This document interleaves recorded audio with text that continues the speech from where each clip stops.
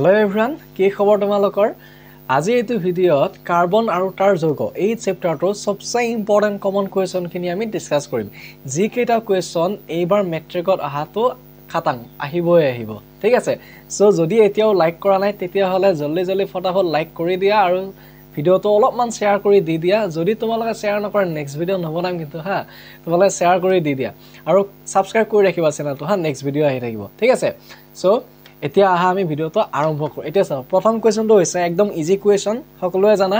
ঠিক আছে? একদম ইজিৰ পৰা একদম টাফ লেভেলৰ কোৱেশ্চন তোমালোকক মই প্ৰেক্টিস কৰাম। ঠিক আছে? সো তোমালোকে এই চেনেলটোৰ লগত পুৰা একদম লগ হৈ থাকিবা হা, জয়েন হৈ থাকিবা। ঠিক আছে?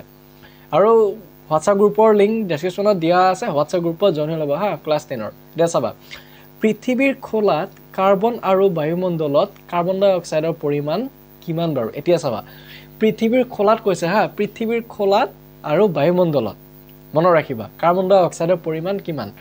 পৃথিৱীৰ খোলাত কাৰ্বনৰ পৰিমাণ হৈছে তোমালোকৰ 0.02% আৰু বায়ুমণ্ডলত কাৰ্বন ডাই অক্সাইডৰ পৰিমাণ হৈছে তোমালোকৰ কিমান 0.03%। ঠিক আছে? মনত ৰাখিবা পৃথিৱীৰ খোলাত কিমান 0.02%। ৰবা কালাৰটো মই চেঞ্জ কৰিলো হা। আৰু বায়ুমণ্ডলত তোমালোকৰ কিমান? বায়ুমণ্ডলত কিমান বাৰু? বায়ুমণ্ডল হৈছে তোমালোকৰ 0.03। ঠিক আছে? এটা চাবা সহযোজী বান্ধনী কাক বোলে বাৰু? যেতিয়া দুটা পৰমাণুৰ মাজত ইলেক্ট্ৰনৰ ভাগ বতৰা ঘটি নতুন বান্ধনী গঠন হ'ব তাক কোৱা হয় সহযোজী বান্ধনী। ঠিক আছে? অৰ্থাৎ লিখোতে কেনেকৈ লিখিবা যে দুটা পৰমাণুৰ মাজত ইলেক্ট্ৰনৰ ভাগ বতৰা ঘটি গঠন হোৱা বান্ধনীক কি বোলা হয়? সহযোজী বান্ধনী বোলে। এনেকা তোমালোকে লিখিবা। ঠিক আছে? মই কোৱেশ্চনখিনিৰ লগতে তোমালোকক মই বুজাইও দিম। ঠিক আছে? একদম বুজি পাবা ধুনীয়াকৈ। সো এইখিনি ভিডিঅ' চালে তোমালোকৰ বেলেগকে টিউচন বা মানে তোমালোকৰ কি আৰু বেলেগ চেনেল চাবলগীয়া নাথাকে আৰু মই পুৰা একদম পঢ়াই দি দিম। ঠিক আছে? চাবা এতিয়া চাবা হাইড্ৰজেন অণু গঠন লিখা বুলি কৈছে কোৱেশ্চনত। ঠিক আছে? আহি যাব পাৰে হা, এইটো তোমালোকৰ 2 বা 3 নম্বৰীয়া কোৱেশ্চন বনি যাব পাৰে হা। হাইড্ৰজেন অণুৰ গঠন লিখা কেনেকৈ লিখিবা আনসাৰটো? এতিয়া চাবা হাইড্ৰজেনৰ দুটা পৰমাণু। ঠিক আছে? হাইড্ৰজেনৰ এটমিক নাম্বাৰ কিমান বাৰু? 1। ঠিক আছে? সো হাইড্ৰজেন কেনেকৈ থাকে? H বুলি লিখা নে H2 বুলি লিখা? আমি কেনেকৈ লিখো? H2 বুলি লিখো হয়নে নাই? অৰ্থাৎ কি হাইড্ৰজেনৰ পৰমাণু দুটা। এটা চাবা হাইড্ৰজেনৰ দুটা পৰমাণুৰ মাজত যোজন ঘটি হাইড্ৰজেন অণু H2ৰ ঠিক আছে H2 উৎপন্ন হয়। তাৰ পিছত কি হ'ব তোমালোকৰ হাইড্ৰজেনৰ ইলেক্ট্ৰনৰ বিন্যাস কিমান? 1। এটমিক নাম্বাৰে যদি মানে তোমাৰ পাৰমাণৱিক সংখ্যাই যদি তোমালোকৰ 1 হয় ইলেক্ট্ৰনৰ বিন্যাস কিমান হ'ব? 1 হ'ব। সেয়ে এজোৰ ইলেক্ট্ৰনৰ মাজত সমভাগ ঘটি এক বান্ধনীযুক্ত H2 অণুৰ গঠন হয়। লগতে হিলিয়ামৰ সজ্জা লাভ কৰে। এতিয়া চাবা হাইড্ৰজেন তাৰ পিছত তোমালোকে হেৰি কৰা পিৰিয়ডিক টেবুলখন মনত কৰা হা, মানে পৰ্যায়বৃত্ত তালিকাখন। পৰ্যায়বৃত্ত তালিকাখন যদি মনত কৰা ইফালে তোমালোকৰ হাইড্ৰজেন এনেকৈ থাকিব। ঠিক আছে? হাইড্ৰজেন একদম পোনে এনেকৈ কি থাকিব? 18 নম্বৰ বৰ্গত চাবা তোমালোকে হাইড্ৰজেনটো তোমালোকৰ 1 বৰ্গত থাকিব হা। ইয়াত 18 নম্বৰ বৰ্গত থাকিব তোমালোকৰ কি থাকিব? হিলিয়াম। ঠিক আছে? সো হিলিয়ামৰ সজ্জা লাভ কৰে। ঠিক আছে? হিলিয়ামৰ এটমিক নাম্বাৰ হৈছে তোমালোকৰ 2, হাইড্ৰজেনৰ 1। সো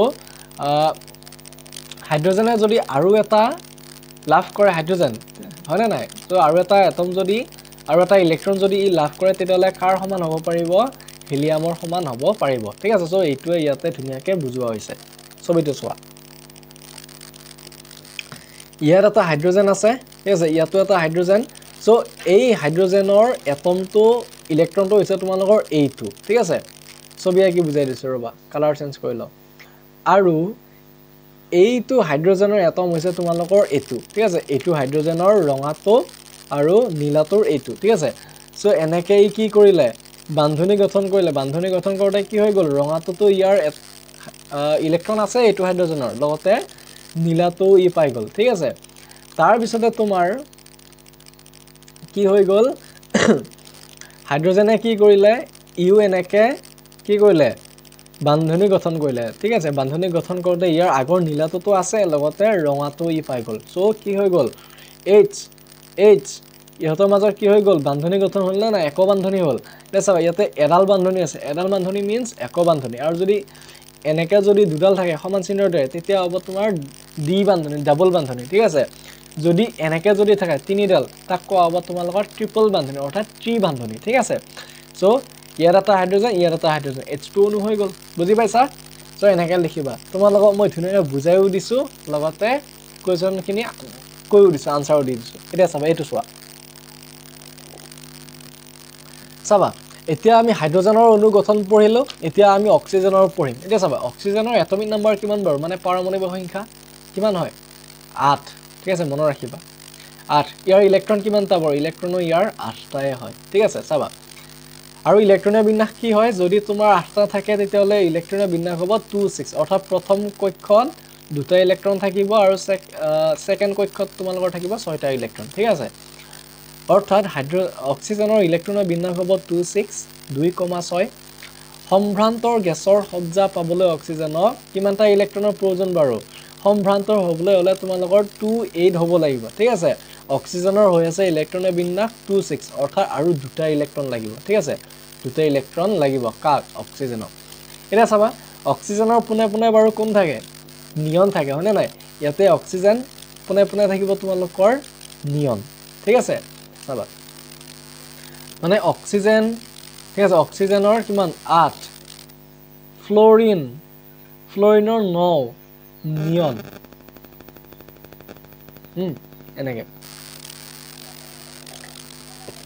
অক্সিজেনৰ আগত থাকিব তোমালোকৰ নাইট্ৰজেন 7 নাইট্ৰজেন অক্সিজেন ফ্লোৰিন নিয়ন এনেকে ঠিক আছে হা সো অক্সিজেন ফ্লোৰিন নিয়নৰ হ'ব তোমালোকৰ 10 ফ্লোৰিনৰ 9 অক্সিজেনৰ 8 ঠিক আছে সো অক্সিজেনে যদি দুটা ইলেক্ট্ৰন পাই যায় কাৰ দৰে হ'ব পাৰিব নিয়নৰ দৰে হ'ব পাৰিব চাবা সো সম্ভ্ৰান্ত গেছৰ সজ্জা পাবলৈ অক্সিজেনৰ দুটা ইলেক্ট্ৰনৰ প্ৰয়োজন অক্সিজেন পৰমাণুৰ দুজোৰ ইলেক্ট্ৰনৰ মাজৰ সমভাগ ঘটি দ্বি বান্ধনী যুক্ত অক্সিজেন অণুৰ গঠন হয় আৰু নিয়নৰ সজ্জা লাভ কৰে নিয়নৰ পৰমাণু ক্ৰমাংক কিমান 2 8 ঠিক আছে 10টা নহয় ইলেক্ট্ৰন এই কাৰণে 2 8 আৰু ইয়াৰ ছবিটো হৈছে তোমালোকৰ এনেকুৱা এইটো হৈছে তোমালোকৰ ছবি অৰ্থাৎ এটো অক্সিজেনৰ কি হ'ব এইটো অৰ্থাৎ অক্সিজেনৰ সেকেন্ড কক্ষত বাৰু দ্বিতীয় কক্ষত কিমানটা ইলেক্ট্ৰন আছে 6টা ইলেক্ট্ৰন আছে ঠিক আছে এইটো এটা এই দুটা 4টা আৰু এই দুটা 6টা হৈ গ'ল তাৰ পিছতে তোমালোকৰ এইটো অক্সিজেনৰ কি হ'ব এই দুটা ইয়াত দুটা 4টা আৰু এই দুটা এনেকা 4টা ইহতৰ মাজত কি হ'ব বান্ধনী গঠন হ'ব ঠিক আছে সমভাগ কৰিব মানে ইয়াতে ভগাই ল'ব তেতিয়া কি হৈ গ'ল এইটো অক্সিজেনে ইয়াৰটো এনেকে 6টাটো আছিল হয়নে নাই এই দুটাও ই পাই গ'ল কিমানটা হ'ল 8টা হৈ গ'ল আকৌ এইটো অক্সিজেনেও তোমালোকৰ কি কৰিলে ইয়াতটো তোমালোকৰ কি আছিল 6টাটো আছিল হয়নে নাই সো ই কি কৰিলে এই দুটাও ই পাই গ'ল সো এনেকে কি হৈ গ'ল এইটো অক্সিজেনৰো 8 এইটোৰো 8 হৈ গ'ল এনেকে সো অক্সিজেন ডাবল বন্ড হৈ যাব তাৰপিছত অক্সিজেন O2 অণুৰ গঠন হ'ব ঠিক আছে ওকে নেক্সট কোৱেশ্চন চোৱা এটা সময় নাইট্ৰজেনৰ গঠন লিখা বুলি কৈছে হা নাইট্ৰজেন N2 অণু গঠন লাগে এটো চোৱাচোন কোৱেশ্চন তোমালোকে চাই লোৱা এবাৰ পঢ়ি লোৱা কোৱেশ্চনটো ঠিক আছে মই বুজোৱাৰ আগত এবাৰ পঢ়ি লোৱা তেতিয়া হলে আৰু ভালকে বুজি পাবা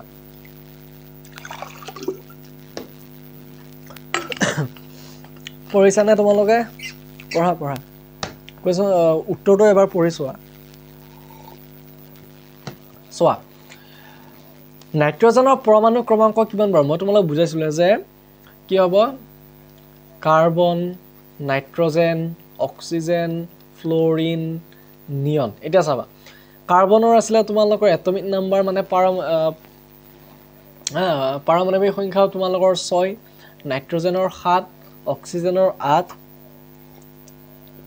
ফ্লোৰিনৰ 9 নিয়নৰ 10 আৰু নিয়ন থাকে তোমালোকৰ 18 নম্বৰ বৰ্গত ঠিক আছে এটা চাবা নাইট্ৰজেনৰ পৰমাণু ক্ৰমাংক কিমান পৰমাণু ক্ৰমাংক নহয় হা ঠিক আছে কিমান হয় 7 হয় সো ইলেক্ট্ৰনৰ বিন্যাস কিমান হ'ব ইয়াৰে ইলেক্ট্ৰনৰ বিন্যাস হ'ব তোমালোকৰ 2 5 ঠিক আছে ইলেক্ট্ৰনৰ বিন্যাস 2 5 এনেকে হ'ব তোমালোকৰ নাইট্ৰজেনৰ হলে ইয়াত দুটা এনেকে দুটা তাৰ পিছত লাষ্টৰ কক্ষ তোমালোকৰ 5টা দুটা এই 4টা এই 5টা এনেকে এটা চাবা সম্ভ্ৰান্ত গেছৰ সজ্জা পাবলৈ নাইট্ৰজেনৰ কিমানটা ইলেক্ট্ৰনৰ প্ৰয়োজন 3টা ইলেক্ট্ৰনৰ প্ৰয়োজন কাৰণ বহিঃকক্ষত ইলেক্ট্ৰন কিমানটা আছে নাইট্ৰজেনৰ এতিয়া 5টা আছে ঠিক আছে হ'ব লাগে কিমান 8 ইলেক্ট্ৰনৰ প্ৰয়োজন কিমান এতিয়া +3 মানে 3টা ইলেক্ট্ৰনৰ প্ৰয়োজন ঠিক আছে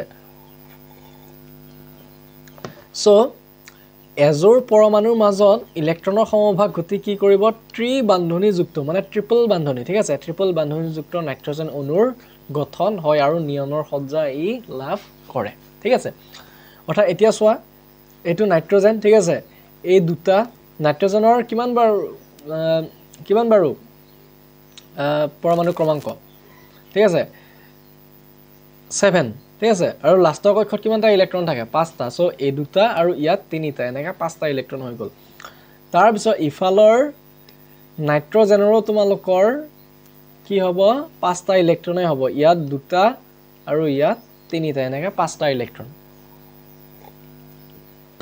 এইটো নাইট্ৰজেনে কি কৰিব এই নাইট্ৰজেনৰ 3টা মানে সমভাগ কৰিব নহয় সমভাগ ঘটি কি কৰিব ইয়াৰটো ইয়াত 3 আৰু ইয়াত দুটা 5টা হৈ আছে এই 3টাও ই লৈ লব তেনেকে ই কি হ'ব 8টা হ'ব ঠিক আছে তাৰপিছত ইফালেও কি কৰিব ইয়াৰটো 5টা আছিল ইয়াত 3টা আৰু ইয়াত দুটা আৰু এই 3টাও ই লৈ লব এনেকে কি হ'ব ইও 8টা হৈ লব ঠিক আছে এনেকে ই কি কৰিব বান্ধনী সমভাগ কৰিব আৰু নাইট্ৰজেনৰ মানে কি বান্ধনী হ'ল ট্ৰিপল বান্ধনী এছৱা ট্ৰিপল বান্ধনী হৈ গল সো এইটো হ'ব তোমালোকৰ 28 এইটো হ'ব তোমালোকৰ 28 সো এনেকে n2 অণু গঠন হ'ব ঠিক আছে সৰি হৈ আছে হা সৰি হৈ থাকিলেও কিন্তু তোমালোকৰ কাৰণে ভিডিও বনাইছো হা সো তোমালোকে ভিডিওটো লাইক কৰিবা কমেন্ট কৰিবা আৰু শেয়াৰ অলপ কৰি দিবা হা সাবস্ক্ৰাইব কৰিবা কিন্তু নকৰাকৈ নাথাকিবা হা শেয়াৰ কৰি দি দিবা ওকে সোৱা এটা সব মিথেনৰ গঠন চিত্ৰ আকা মিথেনৰ CH4 একদম সহজ কাৰ্বনটো একদম এনেকে মাজত লবা মাজত লৈ কি কৰিবা কাৰ্বনৰ ওপৰে তলে খুৱে বাৱে এনেকে তোমালোকে হাইড্ৰোজেন লগাই দিবা এ চাবা ওপৰত এটা হাইড্ৰোজেন সাইডত এনেকে খুফালে হাইড্ৰোজেন বাওফালে হাইড্ৰোজেন আৰু তলৰ ফালে হাইড্ৰোজেন হৈ গল মিথেন এটো হ'ব তোমালোকৰ CH4 হৈ গল নেক্সট কোৱেশ্চন চোৱা একেবাৰে সহজ সো তোমালোকৰ কাৰণে মই বিজ্ঞানৰ লগতে ইংৰাজীৰো মই সেশন ৰাখিম বুলি ভাবিছো সো এনেকুৱা তোমালোকৰ মই ডিটাৰমিনাৰ্ছৰ ক্লাস মই লৈছিলো ঠিক আছে ডিটাৰমিনাৰ্ছ প্ৰিপজিশন সকলোখিনি তোমালোকৰ মই লম সো তোমালোকে ভিডিওবিলাক চাই থাকিবা হা